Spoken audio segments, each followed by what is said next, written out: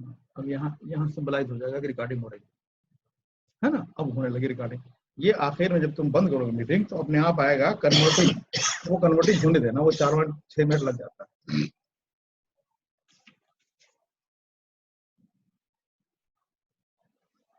Recording जब हम पढ़ाना शुरू करें तब शुरू करें रिकॉर्डिंग। थोड़ा बहुत उससे बात करते हैं, रिकॉर्डिंग करना तो काफी मिनट का तो आ जाता है ना। कासिम वो भेजिए तो वो शेयर कर देंगे उससे, बोला चलेगा।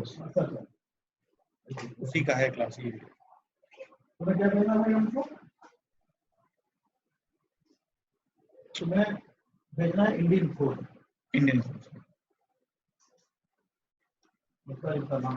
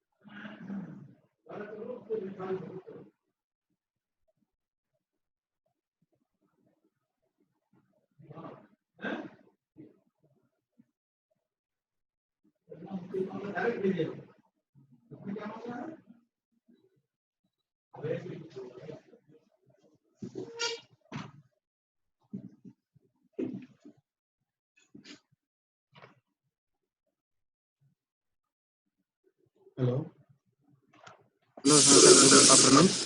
हाँ कासिम। Yes sir. हाँ कहाँ है बाकी लोग भैया? सर पता नहीं कहाँ है। पता नहीं कहाँ है।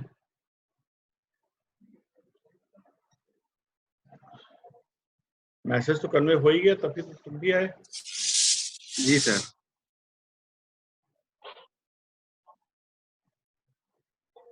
अच्छा,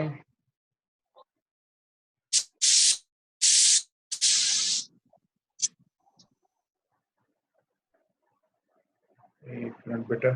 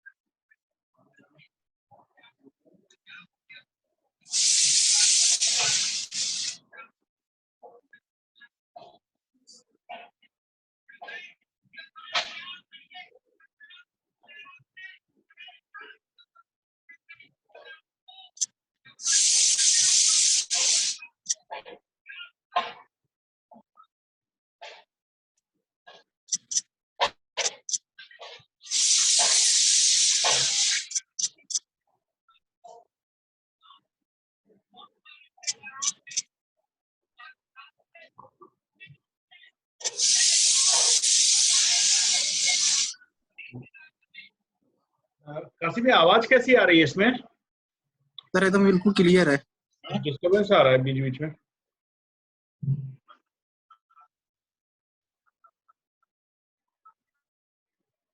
मैं 2-4 मिनट में अभी ये कौन है?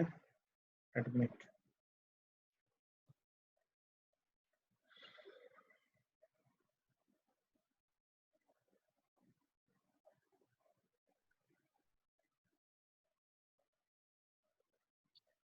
Realme 7i।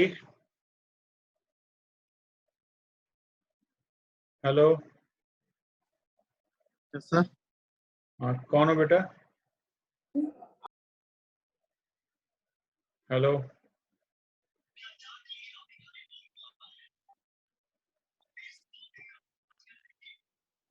Realme अपने सही नाम से एंट्री लीजिए।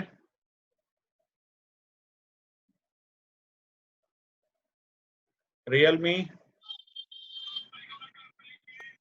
Yes sir. कौन हो बेटा? सर शीबा परवीन। शिवा, अपने सही नाम से एंट्री लो बेटा। जी sir.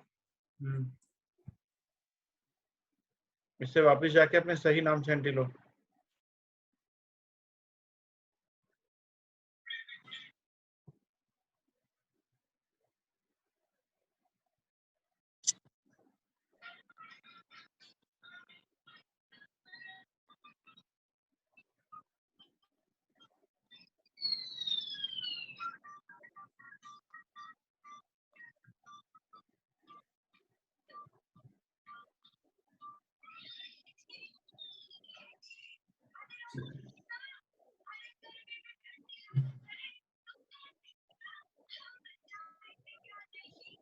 Just I am sharing the syllabus आपके ग्रुप पर मैं डाल रहा हूँ।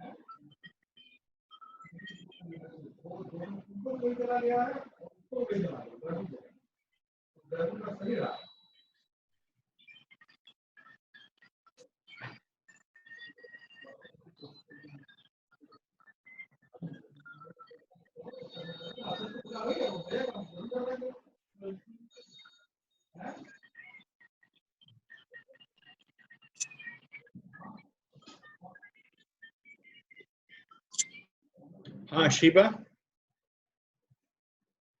शीबा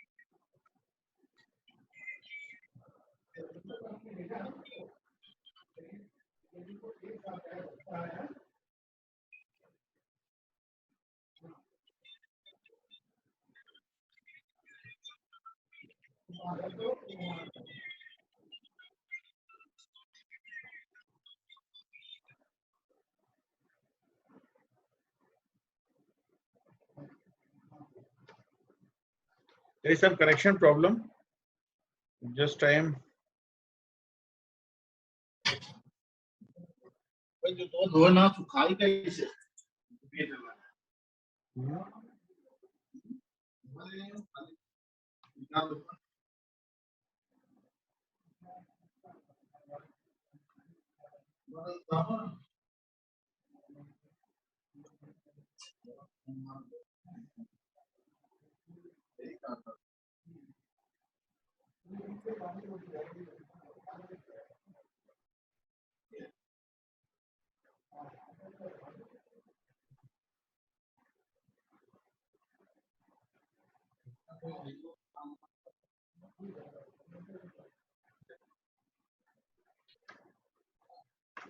इसमें सिलेबस डाउनलोड नहीं हो पा रहा है. Just I am sending it.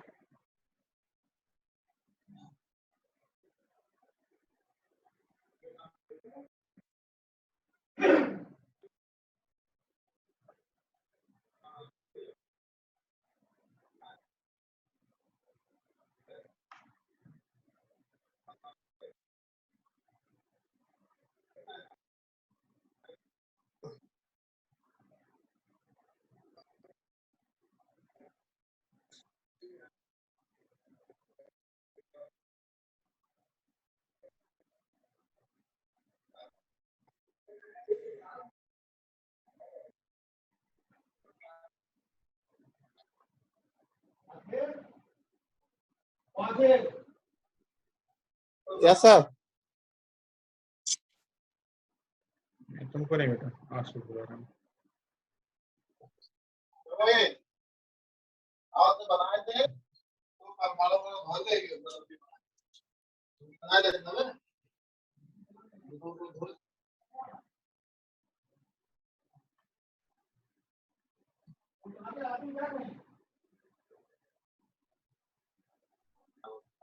Common है। हाँ, Shiva and Kasim. Yes Shiva, sir. हाँ कासिम, देखो बेटा ग्रुप में तुम्हारे पास सिलेबस पहुंचा। हाँ सिलेबस, एक मिनट। देखो बेटा, यस सर, मिल गया। Yes, sir. Got it? Yes sir, I got Yes.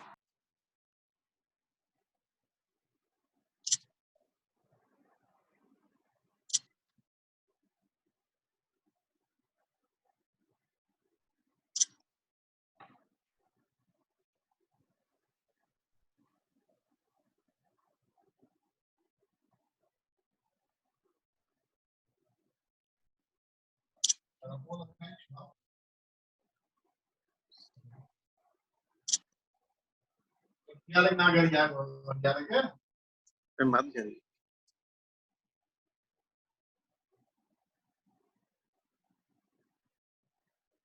चलिए, let us start with the syllabus.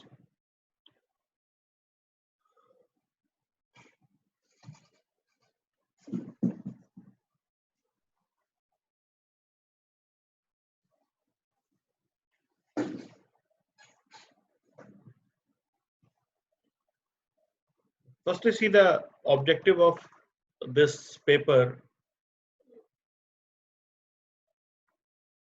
That is, objective is the course aims at building an understanding and perspective of Indian ethos and leadership.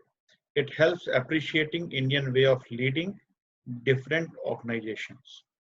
ये सबसे पहले जब हम किसी भी विषय के बारे में बात करते हैं तो आप देखिए इस सब्जेक्ट का टाइटल क्या है। ये टाइटल है Indian ethos and leadership. What do you mean by Indian ethos? And beside this, firstly we have to know what are ethos. Ethos है क्या? वास्तव में ethos हमें बताते हैं, ethics हमें बताते हैं, तो हिंदी में हम लोग नैतिकता या नीति भी कहते हैं, या फिर बताते हैं कि हमें क्या चीजें करनी चाहिए और क्या चीजें नहीं करनी चाहिए। जैसे जो हम लोग लॉ में बात करते हैं ना, लॉ में तो कुछ चीजें जो संविधान से पास होकर के आ जाती हैं कि उसमें साहब ये काम करना है, ये काम नहीं करना है, और वो ब्लैक एंड व्हाइट में होती है, यानी कि लिखित पढ़त में होती है और किसी ना किसी विधायी निकाय से पास होती है। इथोस है कि क्या हमारी परंपराएं हैं, क्या हमारे ट्रेडिशंस हैं, उनमें क्या क्या अच्छी अच्छी बातें हैं जिनको हम अपने ऑर्गेनाइजेशंस के पर्सपेक्टिव में भी देख सकते हैं, ऑर्गेनाइजेशंस के पॉइंट ऑफ व्यू से भी देख सकते हैं, और अपने ऑर्गेनाइजेशन में हम लोग उनको लागू कर सकते हैं, हम लोग उनको देख सकते हैं। इथोस नीतियां होती हैं, इथोस नैतिकताएं होती हैं, इथोस हमें मॉरली क्या काम करना चाहिए, क्या काम नहीं करना चाहिए, उसके बारे में ये सारी बात।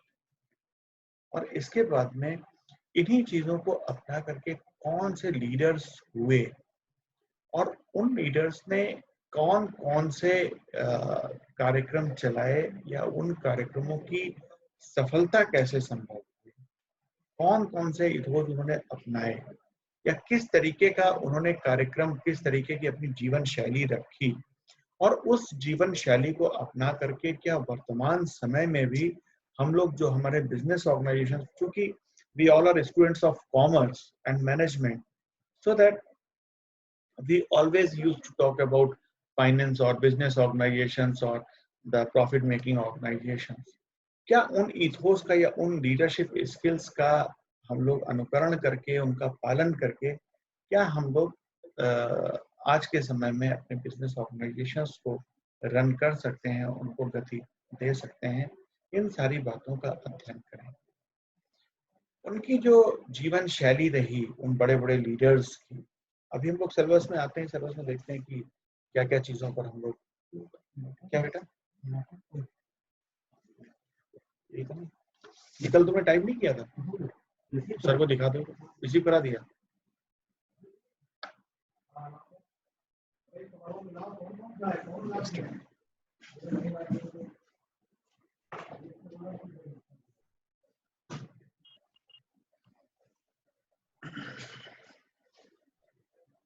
जब हम लोग सिलेबस में आगे बढ़ेंगे, जब हम लोग करिकुलम में आगे बढ़ेंगे, तो वहां पर देखेंगे किन किन चीजों को लेकर के ये हम लोगों को कुछ बताना चाहते हैं, हम लोगों को क्या चीजें ये सिखाना चाहते हैं। अगर इसके ऑब्जेक्टिव्स की बात के आगे हम लोग कोर्स आउटकम की, यानी कि इस कोर्स को पढ़ने के बाद में इसका क्या आउटकम आएगा, अगर उसकी बात करें तो सबसे पहला पॉइंट हमें क्या बताता है, know the relevance of Indian ethos and management lessons from scriptures. कि जो भी इंडियन इथोस हैं, जो भी भारतीय नैतिकताएं हैं, उनका आज की तारीख में क्या रेलिवेंस है, उनका आज की तारीख में क्या उनसे हम लोग समझ सकते हैं, क्या उनसे हम लोग जान सकते हैं। दूसरा, understand ethical codes and value system in the work culture. जो आज के समय में वर्क कल्चर प्रिवेल कर रहा है, इस वर्क कल्चर में कैसे हम वैल्यू सिस्टम को इनकलकेट कर सकते हैं। What do you mean by value system? Value system का मतलब ऐसी चीजें जिनके कुछ मूल्य, मूल्य का मतलब जैसे साहब अगर हम छोटी सी बात करें कि साहब हमारी कोई छोटा सा बिजनेस ऑर्गेनाइजेशन है, हमारी दुकानें, हमारे डिपार्टमेंटल स्टोर्स हैं, जहां पर हम राशन इत्यादि देते हैं, दाल चावल शक्कर इत्यादि पानी, ये बिजनेस स्टोर्स हैं, ये हमारा बिजनेस ऑर्गेनाइजेशन है। ऐसे हमारे बहुत सारे। एक वैल्यू सिस्टम ये होता है कि हम मान के चल रहे हैं, ये इथोस है कि हमें सामान्य मिलावट नहीं करनी। अगर हमें सामान्य मिलावट नहीं करनी है तो ये एक वैल्यू बेस्ड सिस्टम। हमें ग्राहक से झूठ नहीं बोलना। जस्ट हेलो हेलो हेलो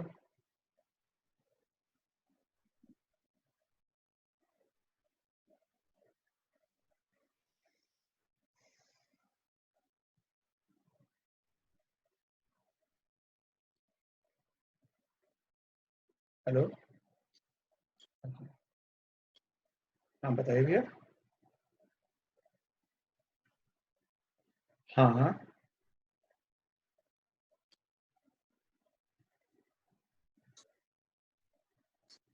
अच्छा वो तो, अच्छा अच्छा अच्छा, 3 से 4 और 4 से 5 है, आज लगी हुई है। चलो कुछ कम देर हम पढ़ाएंगे, वो थोड़ा बाद में उसको ज्वाइन कर लेना। आज तो खाली सिलेबस की बात करेंगे। ठीक बेटा।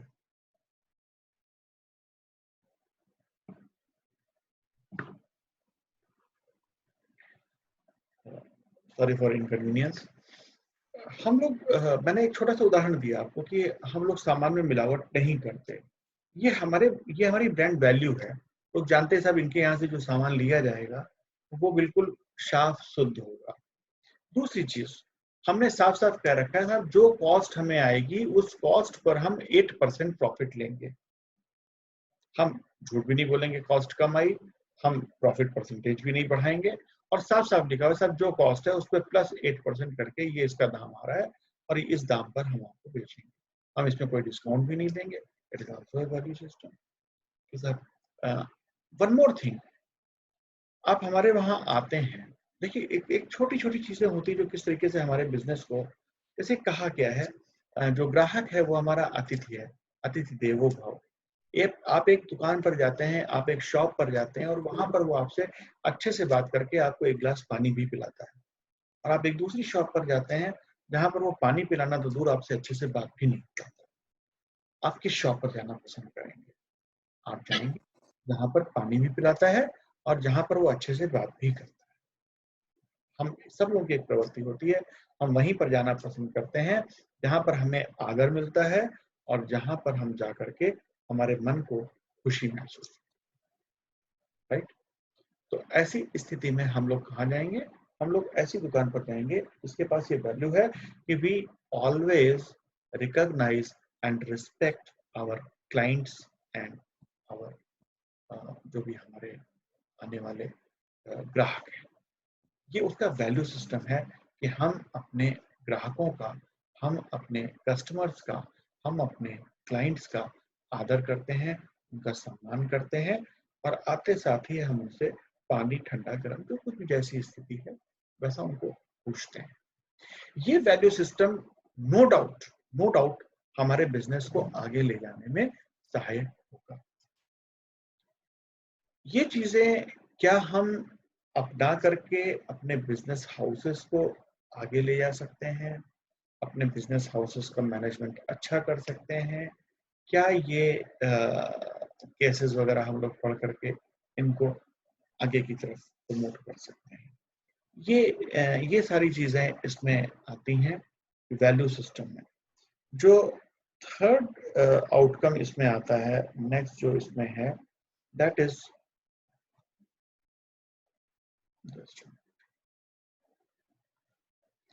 No the approaches to leadership through Indian tradition. जो भारतीय परंपराएं हैं, भारतीय परंपराओं में बहुत बड़े बड़े लोग हुए हैं। अगर हम लोग आदिकाल से देखें तो बहुत सारे ऐसे राजा हुए हैं, बहुत सारे ऐसे साधु संत हुए हैं, बहुत सारे ऐसे ऋषि मुनि हुए हैं जिन्होंने बहुत सारी परंपराएं अपने स्तर से डाली। आप जानते होंगे बहुत सारी व्यवस्थाएं जो आज की तारीख में प्रिवेल कर रही हैं, इनका आधार हमारी पुरानी संस्कृति ही है, हमारे पुरानी परंपराएं ही हैं। जैसे आप अगर देखें कि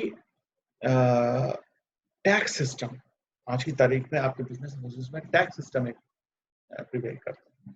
ये सारी गवर्नमेंट्स जो हैं वो टैक्स सिस्टम डालती है।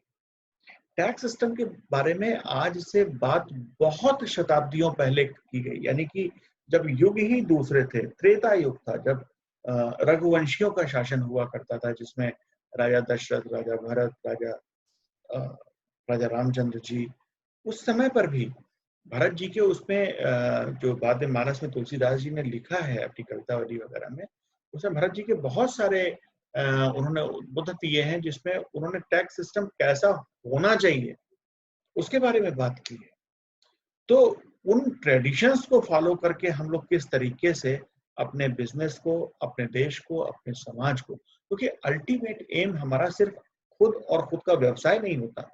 अल्टीमेट एम हमारा खुद का व्यवसाय, खुद का समाज, खुद का देश, और ये सारी चीजें होती हैं जहां पर हमको बिल्कुल ये देखना पड़ेगा कि क्या उन ट्रेडिशंस को, जैसे मैं एक बहुत छोटा सा उदाहरण आपको दे रहा हूँ, उसमें एक जगह पर उद्बोधन आता है, तुलसीदास जी ने कवितावली में लिखा हुआ है कि टैक्स सिस्टम ऐसा होना चाहिए कि जहां जहां पर जैसे सूर्य जो है जमीन से पानी उठाता है, कैसे वो उठाता है, कहाँ पर, जहां पर नदियां हैं, जहां पर समुद्र है, जहां पर झरने हैं, जहां पर बड़े बड़े तालाब हैं, जहां पर झीलें हैं, वहां का पानी वाष्पित होकर के सूर्य से गर्मी पा करके वाष्पित होकर के ऊपर जाता है, और ऊपर जाकर के बादल बन करके और किन स्थानों पर बरसता है जहां पर पानी की आवश्यकता है, उन स्थानों पर वो जाकर के बरस जाता है।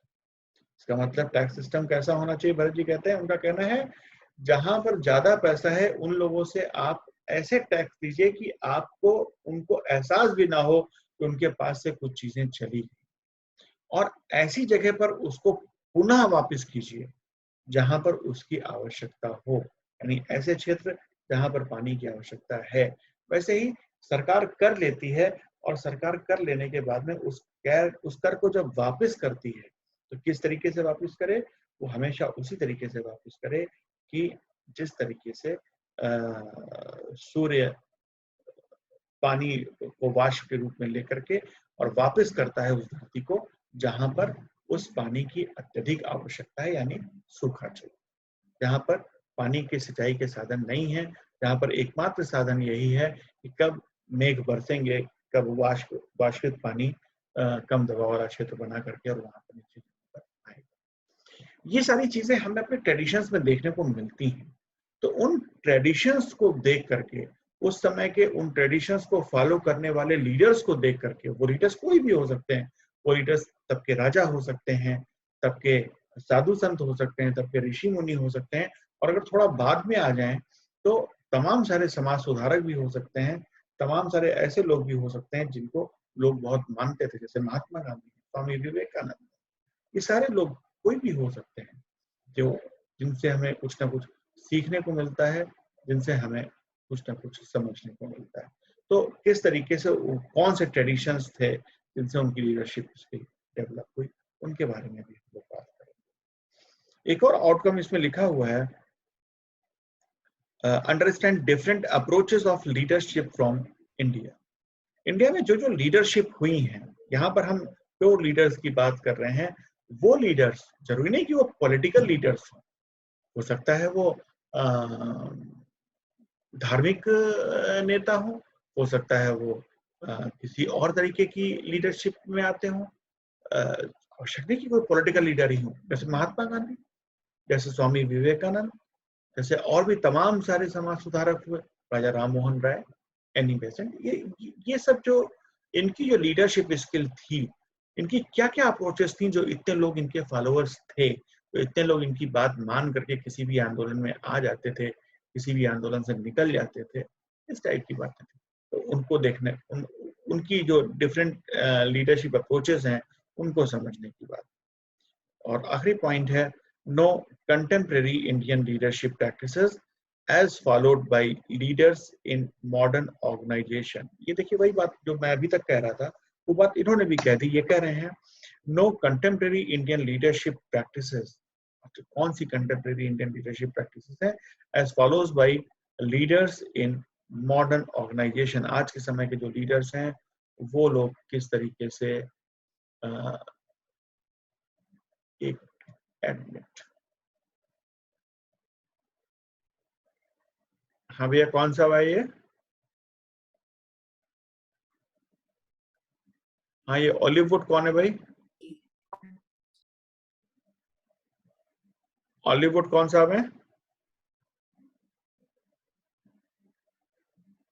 हेलो हेलो, ये ऑलिववुड कौन सा है?